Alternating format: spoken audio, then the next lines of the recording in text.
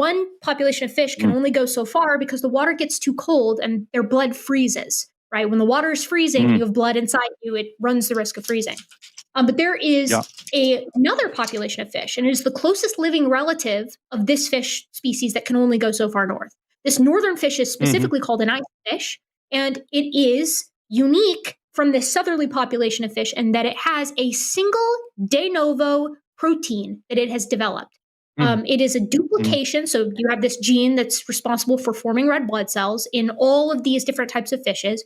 And in the southerly population of these two fish populations that I'm talking about, it does normal blood stuff.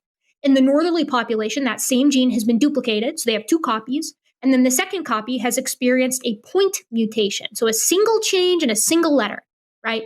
That has given that new gene, that new chemical that is critical for forming red blood cells, the property of antifreeze. So this population of northerly ice fish that is, again, their closest relative doesn't have this, can now survive in an area because its blood is basically antifreeze, right? Chemically, it is, analogous to antifreeze.